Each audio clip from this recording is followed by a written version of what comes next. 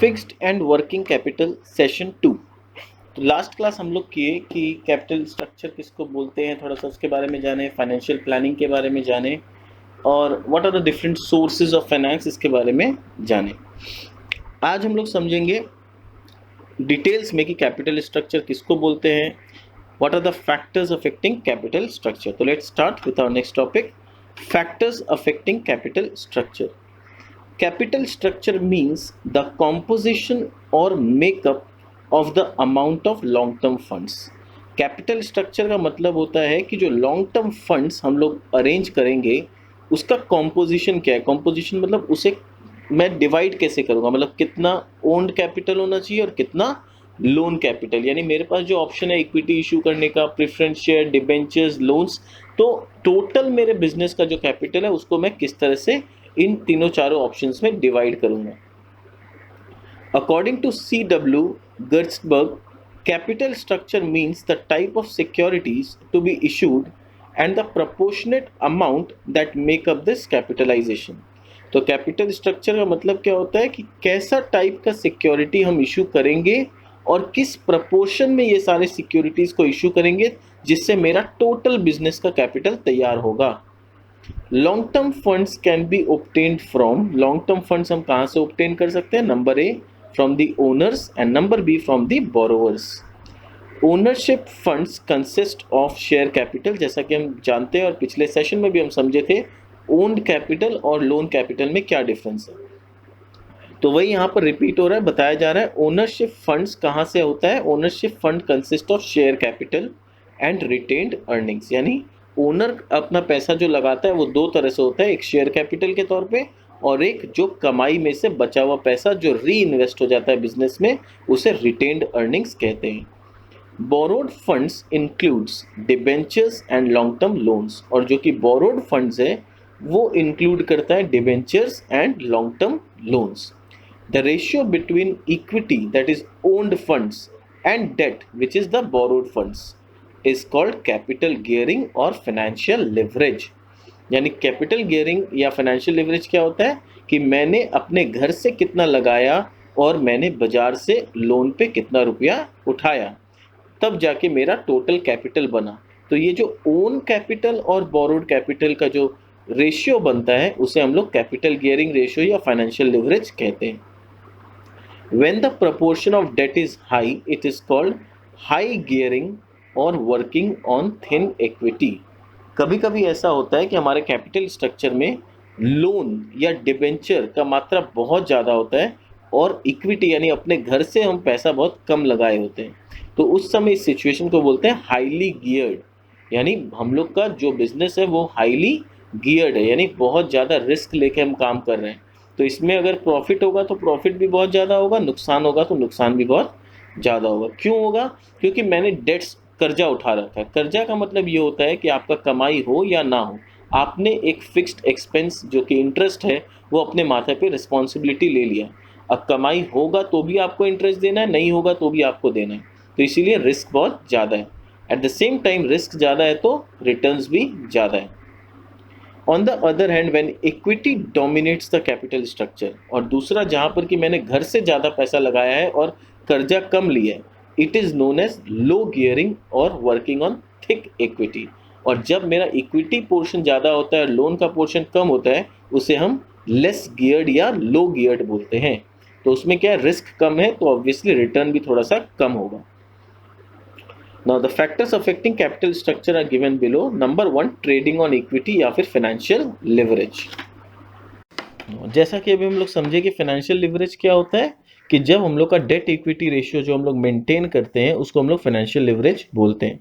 तो trading on equity क्या है? Equity means the ownership funds of a company and trading means taking advantage of. यानी ownership funds आप कितना business में लगाए हो और आप ट्रेडिंग यानी आप कितना एडवांटेज ले रहे हो इस बात का कि आपने एक लोन लिया है। अब क्वेश्चन आता है इसका क्या एडवांटेज होता है, पहले यहाँ से पढ़ते हैं फिर मैं आपको सिंपल लैंग्वेज में समझाऊंगा। Trading on equity implies borrowing funds at reasonable cost with the help of share capital. When a company uses borrowed funds in the regular conduct of business along with equity capital, it is set to be trading on equity. Please mark this कि क्या होता है trading on equity. When a company uses borrowed funds, यानी जब हम अपने capital structure में अपने घर में से लगाया हुआ रुपया, यानी इक्विटी के साथ साथ बोरोड फंड्स भी अगर हम लगाते हैं बिजनेस में, ठीक है, in the regular conduct of business, it is set to be trading on equity. अब इसका मतलब क्या है? अब जनरली देखो क्या होता है कि इक्विटी अगर मैं इशू करता हूं तो क्या होगा, प्रॉफिट जब होगा तो मुझे इक्विटी शेयर होल्डर को भी अच्छा रिटर्न देना पड़ेगा। अच्छा का मतलब ये होता है कि अराउंड 25-30% डिविडेंड डिक्लेयर करना पड़ेगा, ठीक है, कभी कभी 50% डिविडेंड भी डिक्लेयर किया जाता है। और दूसरे तरफ क्या है, अगर मैं डिबेंचर्स इशू करता हूँ या बैंक से लोन लेता हूँ तो मेरा कमाई कितना भी ज़्यादा हो, मुझे उनको सिर्फ जो प्रॉमिस्ड रेट है 10% या 12% उतना ही देना पड़ेगा, मुझे उनको 30 या 50% नहीं देना पड़ेगा। तो यानी यहाँ पर क्या हो रहा है, यहाँ पर मैं सिचुएशन का एडवांटेज ले रहा हूँ जहाँ पर कि हम इक्विटी नहीं इशू करके लोन रेज कर रहे हैं। मेरा बिजनेस का ऐसा गुडविल है कि मैं लोन रेज कर पा रहा हूँ। लोन रेज करने की वजह से क्या हो रहा है, मुझे 30 या 50% नहीं देके सिर्फ 10 या 12% देना पड़ रहा है बैंक वालों को, और बाकी जो डिफरेंस का 18 से 20% है वो पूरा मेरे घर में बच जा रहा है। That is my advantage, that is what I am working for. ये हुआ मेरा ट्रेडिंग ऑन इक्विटी। यानी इक्विटी कम रखो, डेट ज़्यादा रखो, कमाई जब ज़्यादा होगा तो मेजॉरिटी पोर्शन क्या होगा, आपके पास आएगा। आपको डेट वालों को तो बहुत कम रेट ऑफ इंटरेस्ट देना है। दूसरा एडवांटेज डेट का ये होता है कि आपको रेट तो कम देना है, एट द सेम टाइम क्योंकि आप जितना भी इंटरेस्ट आप डिवेंचर्स वालों को दे रहे हो या बैंक के लोन के अगेंस्ट में दे रहे हो, ये सारा आपका पीएल अकाउंट में डेबिट होता है। पीएल अकाउंट में डेबिट होने का मतलब आपका नेट प्रॉफिट कम दिखाएगा।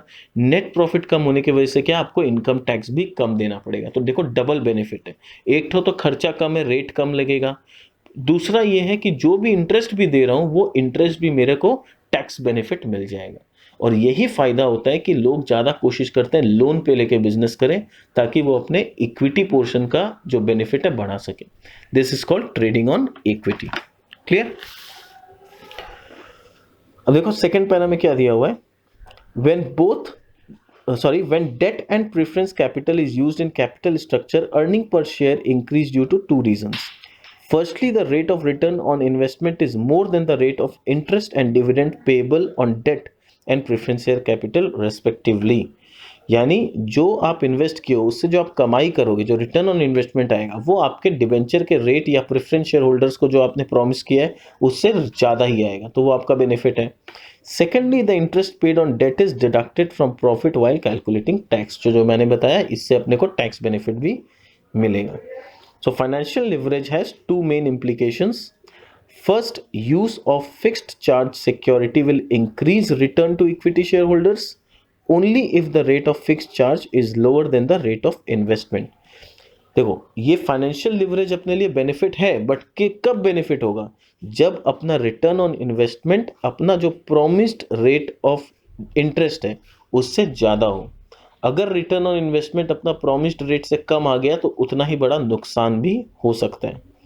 Second, use of fixed charge securities involves risk and threat of insolvency because debt has to be repaid along with interest even when company is in loss। तो जैसा मैं बताया, रिस्क क्या है कि आपको बेनिफिट तो समझ में आ गया, रिस्क ये है कि आपको प्रॉफिट हो या नुकसान हो उससे डिबेंचर होल्डर या बैंक वालों को कोई मतलब नहीं है। आपको अपना लोन क्लियर करना होगा, आपको अपना इंटरेस्ट टाइमली देना पड़ेगा। आप प्रॉफिट में हो या लॉस में हो उससे उनको कोई मतलब नहीं है। तो even in case of loss you will have to bear this expenses. तो दिस इज द रिस्क और threat involved in going for trading on equity. Clear? I hope ये समझ में आ गया होगा what is trading on equity. Next coming to point number 2, exercise of control. In a company, equity shareholders have voting rights and therefore the control of the company lies in their hands. अपने को पता है कि equity share holders are the owners of the company, यानी उनके पास voting power होता है और वो कंपनी के डे टू डे वर्किंग में पूरा कंट्रोल या चार्ज लेते हैं। If the promoters of the company want to retain control in their own hands, they must not issue additional equity shares to the public.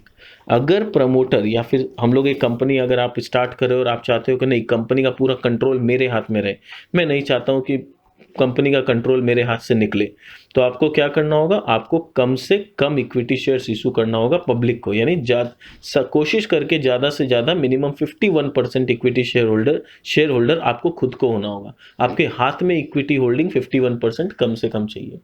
यानी आप public को अगर equity share issue कर देते हो तो कहीं ना कहीं कंट्रोल आपके हाथ से निकल जाएगा।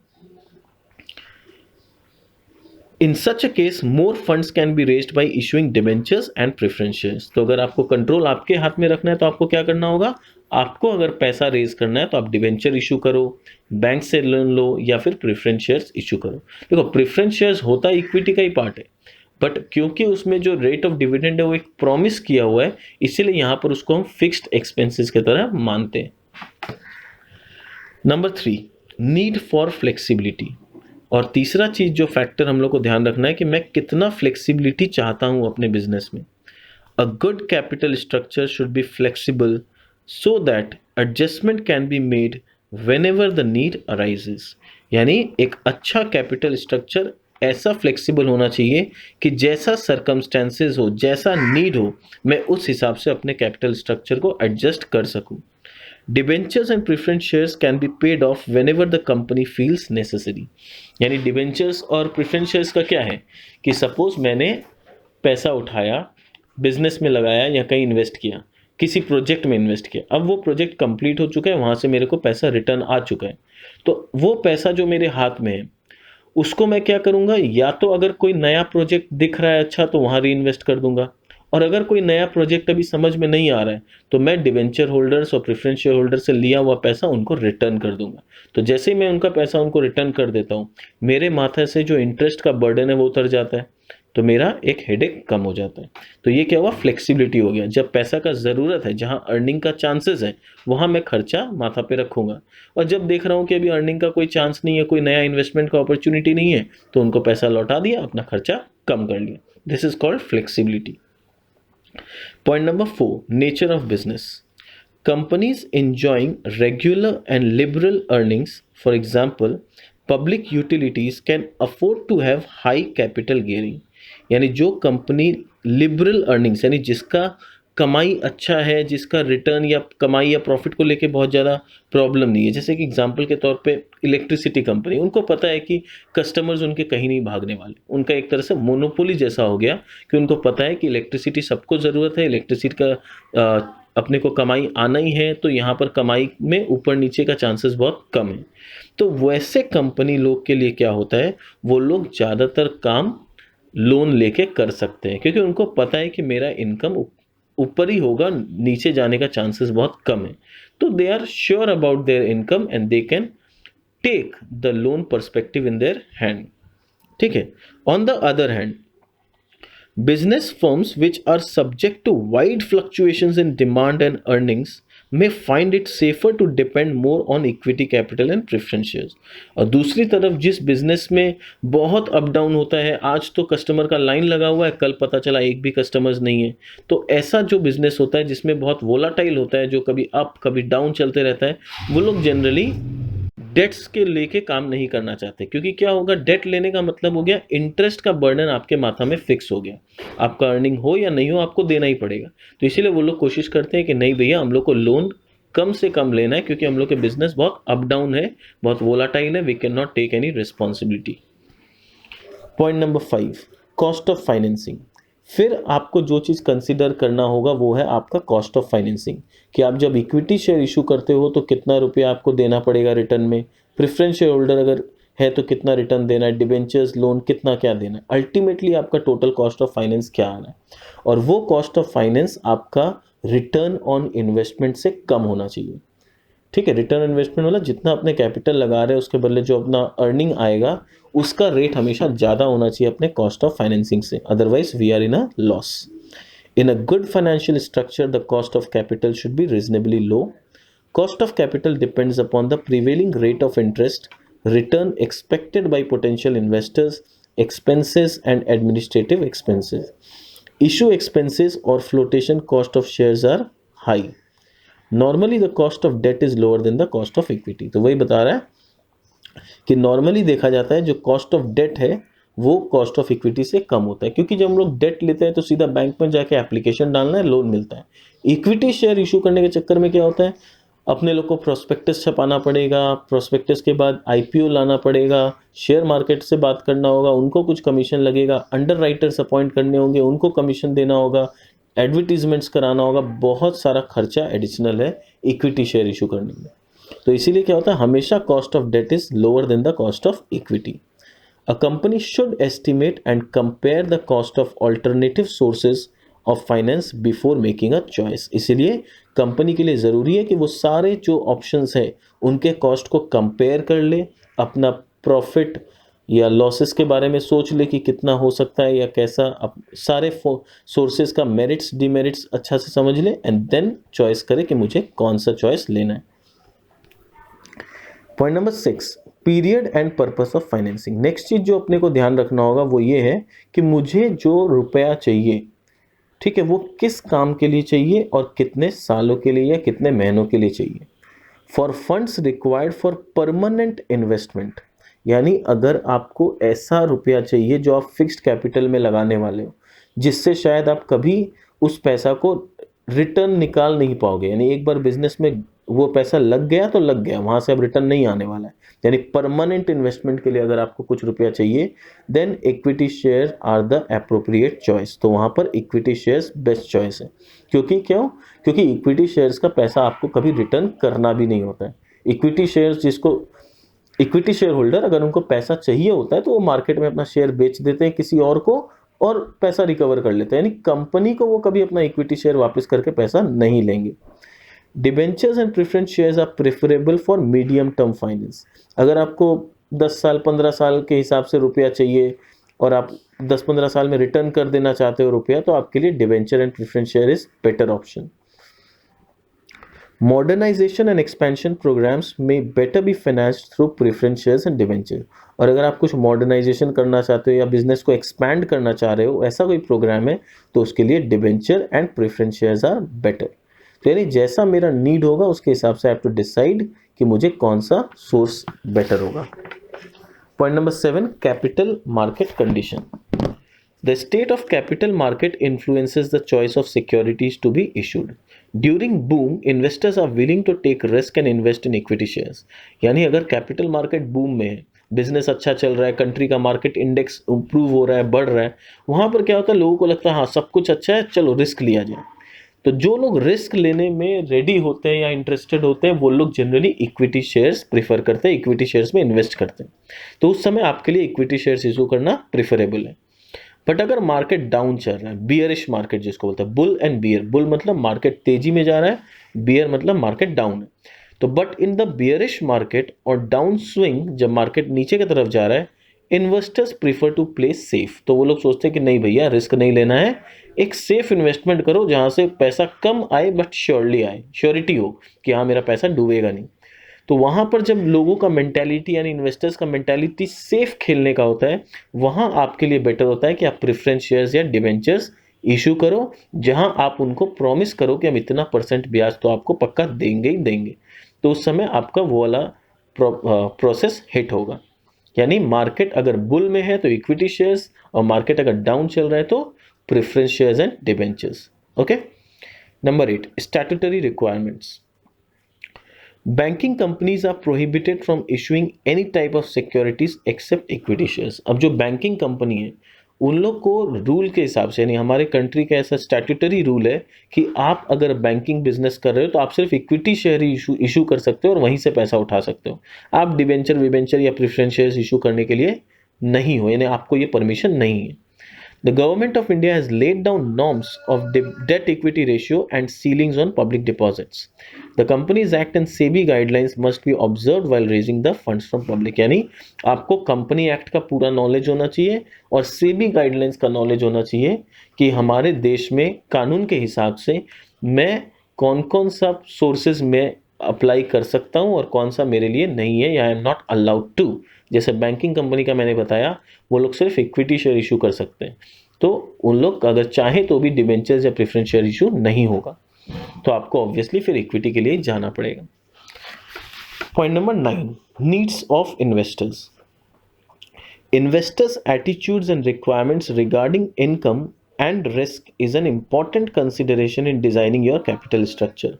A company may issue securities of different kinds and varying denominations to meet the likings of potential investors. यानी इन्वेस्टर्स क्या चाहते हैं, उनका मेंटल एटीट्यूड अभी क्या बना हुआ है, उसके अकॉर्डिंगली आपको अपना कैपिटल स्ट्रक्चर डिसाइड करना है। ठीक है, तो कंपनी क्या करता है, अलग अलग कैटेगरी का डिनोमिनेशंस का सिक्योरिटीज इशू करते रहता है ताकि वो हर किस्म के छोटे बड़े इन्वेस्टर्स को टारगेट कर सके। Enterprising investors who prefer capital gain and a say in the management of the company can be lured by issuing equity shares. यानी दो तरह के इन्वेस्टर्स होते हैं जैसा हम डिस्कस किए, एक जो रिस्क लेना पसंद करते हैं, एक जो सेफ खेलना पसंद करते हैं। तो जो रिस्क टेकर्स हैं उनके लिए इक्विटी शेयर्स है, और जो सेफ खेलना पसंद करते हैं उनके लिए डिबेंचर्स एंड प्रेफरेंस शेयर्स है। Point number 10, cash flow position. The ability of a company to generate enough cash flows to meet the fixed commitments also influence the capital structure. The company may be earning sufficient profit, but it may not be generating cash inflows at the time of payment of interest and loan installment. बोल रहा है कि आपको next चीज ये देखना बहुत जरूरी है आपके लिए कि आपका जो बिजनेस है उसमें कैश फ्लोज कितना आ रहा है। यानी अगर आप कोई भी फिक्स्ड एक्सपेंस माथा में लेते हो, यानी डिबेंचर इशू किया या बैंक लोन लिया, तो आपको टाइमली पेमेंट करना पड़ेगा। तो इसके लिए बहुत ज़रूरी है कि आपका जो पेमेंट आ रहा है वो भी टाइमली आए। तो आपका बिजनेस अगर ऐसा है जहाँ पर कैश का रोलिंग होते रहता है, यानी लिक्विडिटी का रोलिंग अच्छा खासा है, और आप इंटरेस्ट एंड इंस्टॉलमेंट टाइमली दे सकते हो, then you can go for debt. और अगर ऐसा नहीं है आपका बिजनेस में, आप आज बेचते हो तो रिटर्न आते आते पैसा को 6 महीना 7 महीना लग सकता है, इतना बड़ा रोलिंग पीरियड है आपका, तो वहाँ पर क्या होता है, थोड़ा सा ये अनसेफ हो जाता है लोन लेके काम करना, क्योंकि लोन तो आपको पर मंथ देना है या पर क्वार्टर आपको अपना इंस्टॉलमेंट पे करना है। अगर आपका पेमेंट नहीं आया टाइमली तो आप पेमेंट नहीं कर पाओगे, and then you will be declared as a defaulter. तो ऐसा करने से बेटर है आप इक्विटी शेयर्स इशू करो जहाँ पर आपको इस तरह का कोई प्रेशर नहीं होगा। तो कैश फ्लो पोजीशन देख के भी आपको डिसीजन लेना होगा कि मुझे इक्विटी के लिए जाना है कि मुझे डेट के लिए जाना है। क्लियर? आई होप ये अच्छी तरह से समझ में आ गया होगा कि अगर हम लोग कैपिटल रेज करना चाहते हैं तो हमें किन चीज़ों का माथा में दिमाग में ध्यान रखना होगा और डिसीजन लेना पड़ेगा। तो ये सब देखो, हम लोग बहुत जो चीज़ सीख रहे हैं ये बहुत इंपॉर्टेंट है। ये हम लोग को लग रहा होगा कि हम लोग थ्योरी पढ़ रहे हैं, बट ये थ्योरी नहीं है। ये जब आगे चल के अगर हम कोई बिजनेस करने का प्लान करते हैं, आप लोगों में से कोई सोचोगे कि हम कंपनी खोलना चाहते हैं, कंपनी स्टैब्लिश करना चाहते हैं, तो ये आज पढ़ा हुआ नॉलेज ही आपको मदद करेगा उस समय डिसीजन लेने में कि मुझे क्या करना है। तो ये जो हम लोग चैप्टर्स पढ़ रहे हैं ये बहुत इंपॉर्टेंट चैप्टर्स है। हम लोग का थोड़ा मेंटेलिटी क्या हो जाता है, हम खाली प्रैक्टिकल सब्जेक्ट्स को ज़्यादा ध्यान देते हैं, पर थियोरी सब्जेक्ट भी उतना ही इम्पोर्टेंट है नॉलेज के लिए, क्योंकि आगे चल के जब प्रैक्टिकली हम लोग को काम करना होगा तो थियोरी सब्जेक्ट्स का पढ़ा हुआ ये सब रूल्स, ये सब टैक्टिक्स, ये सब जो टेक्निक्स जो हम थियोरी पढ़ के सीख रहे हैं ये हमें वहाँ पर काम आएगा। तो आप इन सब चैप्टर्स को बहुत ध्यान से पढ़ें, क्योंकि आगे चल के it will be a very useful chapter for you all. Next हम लोग का टॉपिक है मीनिंग ऑफ फिक्स्ड कैपिटल। अब देखते हैं फिक्स्ड कैपिटल क्या होता है। तो देखो, फिक्स्ड कैपिटल क्या है? फिक्स्ड कैपिटल एक ऐसा कैपिटल है जो बिजनेस में एक बार इन्वेस्ट हो गया तो जल्दी से जब तक बिजनेस बंद ना हो तब तक उसको निकालना पॉसिबल नहीं है। जैसे एक सिंपल सा एग्जांपल लेते हैं, आप अगर कोई दुकान खोले हो तो ऑब्वियसली दुकान के लिए आपको जगह खरीदना पड़ा होगा, या अगर आप खोलने का सोच रहे हो तो सबसे पहले एक जगह खरीदना पड़ेगा। वो जगह खरीदने में जो आपका पैसा लगा, क्या आप उसको रिकवर कर सकते हो? वो तभी रिकवर होगा व्हेन यू डिसाइड कि दुकान बंद करना है और ये जगह को बेचना है। उसके पहले वो पैसा रिकवर होने वाला नहीं है। That is called fixed capital, right? So let's see what is fixed capital. Fixed capital refers to the funds required for acquisition of fixed asset. यानी fixed asset को खरीदने के लिए मुझे जितने भी funds का जरूरत है इसे बोलते हैं fixed capital. Fixed assets are meant for generating income. यानी फिक्स्ड असेट क्यों बनाया जाता है या खरीदा जाता है? ताकि इन फिक्स्ड असेट के मदद से हम इनकम जनरेट कर सकें।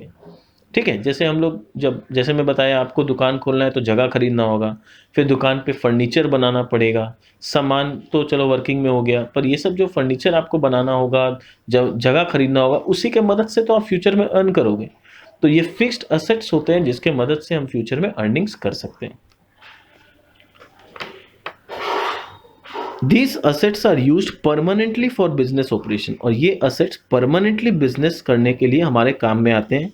Land and buildings, plant and machinery, furniture and fixtures, motor vehicle etcetera are examples of fixed assets. These assets are not fixed in value, इन लोगों का वैल्यू फिक्स्ड नहीं होता है, ये उनका काम फिक्स्ड होता है। Rather they are needed for long term and can not be disposed of without breaking up the business. यानी ये ऐसे असेट होते हैं जो हमें लॉन्ग टर्म तक सर्व करते हैं, उनका ज़रूरत हमें लॉन्ग टर्म तक पड़ता है, और इनको तब तक हम नहीं बेच सकते जब तक कि हम डिसाइड ना कर लें कि हमें बिजनेस बंद करना है। Fixed capital is also known as block capital because it is blocked up in fixed asset for the lifetime of the enterprise. तो ये शॉर्ट क्वेश्चन में आ सकता है, why is fixed capital called block capital? तो इसको block capital इसीलिए बोला जाता है क्योंकि ये पैसा ये पूरी तरह से मेरे बिजनेस में ब्लॉक हो चुका है, और जब तक बिजनेस बंद नहीं होगा तब तक इसे निकालना पॉसिबल नहीं है। क्लियर? तो अब हम लोग आते हैं what are the factors affecting fixed capital, कि फिक्स्ड कैपिटल को क्या क्या फैक्टर्स अफेक्ट करते हैं। तो आज हम लोग का ये लास्ट टॉपिक होगा इस सेशन का, फैक्टर्स अफेक्टिंग फिक्स्ड कैपिटल। फिर नेक्स्ट सेशन में पढ़ेंगे वर्किंग कैपिटल एंड उसके आगे। तो let's see what are the factors affecting fixed capital. Number 1, nature of business. The amount of fixed capital varies from industry to industry. Manufacturing enterprise require heavy investment in fixed asset such as land and building and plant and machinery. Public utility undertakings like railways, city transport undertakings and electricity supply concerns also require heavy investment in fixed assets, but trading concerns require less investment. देखो simple सा बात है कि जो company जितना बड़ा होगा, जो जैसे मैन्युफैक्चरिंग कंपनी है, तो अगर मुझे मैन्युफैक्चरिंग कंपनी खोलना है तो मुझे फैक्ट्री बनाना पड़ेगा, फैक्ट्री में बड़े बड़े प्लांट्स एंड मशीनरीज लाने पड़ेंगे, हेवी इन्वेस्टमेंट करना पड़ेगा, और ये सारा फिक्स्ड इन्वेस्टमेंट होगा, यानी फिक्स्ड कैपिटल होगा। रेलवेज अगर जो गवर्नमेंट बना रहा है तो रेलवे ट्रैक्स बिछाना पड़ रहा है, ये क्या है? फिक्स्ड कैपिटल है। ठीक है, पर अगर मैं एक छोटा सा दुकान खोलता हूँ, रिटेल शॉप, तो वहाँ बहुत ज़्यादा फिक्स्ड कैपिटल का ज़रूरत नहीं है, वहाँ तो मुझे सामान खरीदना है और बेचना है, कुछ मैन्युफैक्चर तो करना नहीं है, तो वहाँ पर फिक्स्ड कैपिटल का रिक्वायरमेंट कम होगा। तो यानी हमारे नेचर ऑफ बिजनेस पे डिपेंड करेगा कि मुझे फिक्स्ड कैपिटल कहाँ ज़्यादा चाहिए और कहाँ पर कम चाहिए। Point number 2, size of business. The scale of operation also determines the amount of fixed capital. A large sized enterprise require the greater amount of fixed capital than the small size. यानी आप जब business खोलोगे, जब business आप start करोगे, तो आपको ये देखना होगा कि आपका बिजनेस लार्ज स्केल में होगा या स्मॉल स्केल में होगा, आप लोकल एरिया में बिजनेस करना चाहते हो या नेशनल लेवल पे। तो अगर आप नेशनल लेवल पे काम करोगे तो आपका इन्वेस्टमेंट भी ज़्यादा होगा, आपको फिक्स्ड कैपिटल भी ज़्यादा चाहिएगा। अगर आप लोकल मार्केट के हिसाब से बिजनेस करना चाहते हो तो वहाँ आपका फिक्स्ड कैपिटल भी कम होगा, आपको कैपिटल कम लगेगा। Number 3, nature of product. The type of products produced also determine the amount of fixed capital. यानी आप अपने बिजनेस में कैसा प्रोडक्ट मैन्युफैक्चर कर रहे हो उस पर डिपेंड करता है फिक्स्ड कैपिटल कितना लगेगा। A company manufacturing capital goods like machinery, engines etcetera require a large amount of fixed capital. On the other hand, a firm producing consumer products like soap, hair oil, toothpaste, etc. will need small amount of fixed capital. यानी अगर आपका product ऐसा है जो 2, 3, 4 process से गुजर रहा है और उसके बाद जाके वो प्रोडक्ट तैयार हो रहा है, जैसे आप कोई मशीनरी बना रहे हो या ऑटोमोबाइल इंडस्ट्री हो गया, तो वहाँ आपको कैपिटल ज़्यादा लगेगा, फिक्स्ड कैपिटल। अगर छोटा मोटा सामान है, जैसे यहाँ दिया है सोप, हेयर ऑयल एटसेट्रा, तो वहाँ पर अपने को फिक्स्ड कैपिटल बहुत कम लगेगा। Point number 4, methods of production. अब मेथड्स ऑफ प्रोडक्शन का मतलब होता है कि 2 तरह का मेथड है। देखो, आप बिजनेस कर रहे हो, आपको प्रोडक्शन करना है, तो आपके पास 2 ऑप्शन है, या तो आप लेबर इंटेंसिव टेक्नोलॉजी में जाओ या कैपिटल इंटेंसिव। यानी आप मशीन, ऑटोमेटिक मशीन्स के द्वारा सारा काम कराना चाहते हो जहाँ नंबर ऑफ लेबर्स आपको कम लगे, या फिर आप लेबर के मदद से काम करना चाहते हो जहाँ मशीन्स आपको कम लगे। तो अगर आप अगर लेबर के मदद से काम करना चाहते हो तो आपको मशीन कम लगेगा, यानी आपका फिक्स्ड कैपिटल कम लगेगा। और अगर आप चाहते हो नहीं मेरा सारा ऑटोमेटिक मशीन हो, कम से कम स्टाफ लगे और सब काम फटाफट हो जाए, तो आपको बड़े बड़े मशीन्स खरीदने पड़ेंगे, तो वहाँ पर आपका फिक्स्ड कैपिटल ज़्यादा लगेगा। यानी आपका मेथड ऑफ प्रोडक्शन के हिसाब से डिसाइड होगा कि फिक्स्ड कैपिटल ज़्यादा या कम। Point number 5, diversity of product lines. The multi-product company manufacturing diversified products requires more fixed capital than the firm manufacturing single product. ये देखो एकदम कॉमन सेंस का बात है. आप अपने फैक्ट्री में कितना तरीका का प्रोडक्ट्स बनाना चाहते हो. अगर आप एक ही टाइप का, एक या दो टाइप का प्रोडक्ट बना रहे हो, तो आपको उन्हीं प्रोडक्ट से रिलेटेड मशीन्स खरीदना होगा सिर्फ. तो आपका कैपिटल जो इन्वेस्टमेंट फिक्स्ड कैपिटल कम होगा. अगर आप डाइवर्सिफाइड प्रोडक्ट्स बनाना चाहते हो, बहुत तरह का प्रोडक्ट बनाना चाहते हो, सोप बनाना चाहते हो, हेयर ऑयल बनाना चाहते हो, शैम्पूज बनाना चाहते हो, कॉस्मेटिक्स बनाना चाहते हो, यानी you are manufacturing diversified products. तो जितना ज़्यादा डाइवर्सिफिकेशन होगा, हर प्रोडक्ट के लिए अलग अलग मशीन्स आपको खरीदना होगा, तो आपका ऑब्वियसली फिक्स्ड कैपिटल ज़्यादा लगेगा. तो diversity in product line decides our fixed capital. Point number 6, mode of acquiring fixed asset. फिर डिपेंड करता है कि आप फिक्स्ड एसेट कैसे अक्वायर कर रहे हो. कैसे अक्वायर करने का मतलब है कि आप फिक्स्ड एसेट को इंस्टॉलमेंट में खरीद रहे हो या डाउन पेमेंट करके पूरा खरीद रहे हो. अगर आप वन शॉट में पूरा डाउन पेमेंट करके खरीदना चाहते हो तो ऑब्वियसली कैपिटल ज़्यादा लगेगा. अगर आप सोच रहे हो कि नहीं मैं इंस्टॉलमेंट में खरीदूंगा, धीरे धीरे पेमेंट करूंगा, तो आपको आज फिक्स्ड कैपिटल कम लगेगा. So a business firm which purchases fixed assets on cash down basis requires huge amount of fixed capital. On the other hand, an enterprise which acquires land and building, plant and machinery and other fixed asset on lease or hire purchase will need less capital. Last point number 7, intangible assets. The amount invested in acquiring goodwill, patents, copyrights, etc. also influence the amount of fixed capital needed. यानी अगर आपका business कोई ऐसा है जिसका आप जो manufacturing यानी आप जो प्रोडक्ट मैन्युफैक्चर करना चाह रहे हो, वो प्रोडक्ट ऐसा है जिसके लिए आपको लाइसेंस लेना पड़ेगा, या फिर वो फॉर्मूला जो किसी साइंटिस्ट ने इन्वेंट किया है, आपको उस साइंटिस्ट से वो फॉर्मूला खरीदना पड़ेगा, आपको वो पेटेंट राइट खरीदना पड़ेगा, या फिर कोई कॉपीराइट खरीदना पड़ेगा. तो वहाँ पर क्या होगा, आपको उस साइंटिस्ट को अच्छा खासा पैसा देना पड़ेगा, और फिर मशीन्स पे तो जो लगना है वो लगेगा ही. तो यानी इस केस में आपका जो कैपिटल इन्वेस्टमेंट है वो ज़्यादा हो जाएगा. यानी जितना इनटेंजिबल असेट्स आप यूज़ करोगे या खरीदोगे, उतना ज़्यादा कैपिटल इन्वेस्टमेंट ज़्यादा होगा. तो आई होप आज क्लियर हो गया होगा ये टॉपिक कि हम लोग फिक्स्ड कैपिटल किसको बोलते हैं, हम लोग का कैपिटल स्ट्रक्चर क्या होता है, किन फैक्टर्स पे कैपिटल स्ट्रक्चर डिपेंड करेगा, और फिक्स्ड कैपिटल कहाँ ज़्यादा लगेगा कहाँ कम लगेगा. ठीक है. अब हम लोग नेक्स्ट सेशन जो हम लोग का है उसमें हम लोग पढ़ेंगे meaning of working capital and then what are different types of working capital. ठीक है. So I hope it is clear. Thanks for listening to my audio. Next will meet in our next session.